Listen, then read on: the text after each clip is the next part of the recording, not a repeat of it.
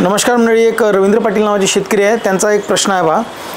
आपल्या चॅनलवरती चुनखडीयुक्त जमिनीविषयी व्हिडिओ बघितला. माझा प्रश्न असा आहे की माझी मध्यम काळी चुनखडीयुक्त जमीन आहे, त्यात मुक्त चुन्याचं प्रमाण जास्त आहे, तर खताचं नियोजन कसं करावं.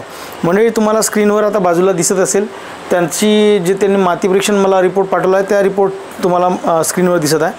आता पहा, यामध्ये तुम्ही पाहू शकता पीएच जो आहे तो ठीक आहे, त्यानंतर इलेक्ट्रिक कंडक्टिव्हिटी पण व्यवस्थित आहे, ऑर्गॅनिक कार्बन पण चांगला आहे, परंतु कॅल्शियम कार्बन म्हणजे मुक्त चुना जे आहे ते खूप जास्त आहे. ठीक आहे. त्यानंतर सोडियम, नायट्रोजन, फॉस्फरस आणि इतर घटक त्यामध्ये दिलेले आहे. तर आता यांनी काय केलं पाहिजे आणि कोणते खतं यांनी वापरले पाहिजे हे तुम्हाला सुद्धा जर अशा प्रकारचे तुमचे काही कमेंट असतील, म्हणजे तुम्हाला जर तुम्ही माती परीक्षण केलं असेल परंतु अशा काही थोड्याशा बाबी किचकट असतील, तर कोणते खताचे डोस दिले पाहिजे हे मी समजावून सांगणार आहे. तुम्ही सुद्धा मला व्हॉट्सअपवरती स्क्रीनवर दिलेल्या नंबरवर व्हॉट्सअप करू शकता तुमचे टेस्ट रिपोर्ट मातीचे. तर रवींद्र पाटील, राहणार खुर्दे असं यांचं गावाचं नाव आहे. तर तुम्हाला जे नत्रयुक्त जे खतं द्यायचे आहे त्या खतामध्ये तुम्हाला युरिया किंवा अमोनियम नायट्रेटचा वापर करायचा आहे. कॅल्शियम नायट्रेटचा वापर चुकूनही करू नका. ठीक आहे. सोबतच सिंगल सुपर फॉस्फेटसाठी तुम्हाला DAP किंवा 10-26-26 या खतांचा वापर करायचा आहे. सिंगल सुपर फॉस्फेट तुम्हाला आवर्जून टाळायचा आहे.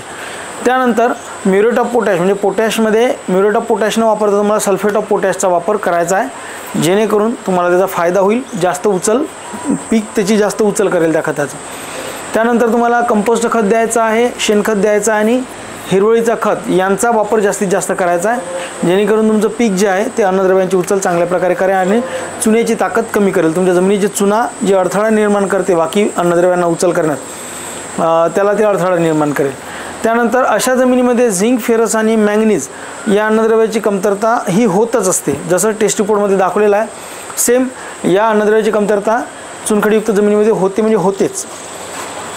तर त्यामुळं अशा जमिनीमध्ये मी जे सांगितले अशा प्रकारचे तुम्हाला अन्नद्रव्यांचा सिक्वल बनवायचा आहे, सिरीज बनवायची आणि त्या प्रकारचे खतं तुम्हाला तुमच्या पिकाला द्यायचे आहे, जेणेकरून तुम्हाला उत्पादनामध्ये यावर्षी निश्चित फरक हे जाणवेल. मंडळी, तुमचे जर असेच काही किचकट प्रश्न असतील, सर्वसाधारण रिपोर्ट आले असतील तर हरकतच नाही, रेग्युलर चालू आहे त्या पद्धतीचे खतं नियोजन सुरू असू द्या. परंतु जर काही बदल वाटत असेल टेस्ट रिपोर्टमध्ये तर आवर्जून मला कळवा. माझा नंबर स्क्रीनवर दिलेला आहे, म्हणून मंडळी लक्षात ठेवा. असेल वावर तर सबस्क्राईब करा ॲग्री पॉवर. धन्यवाद.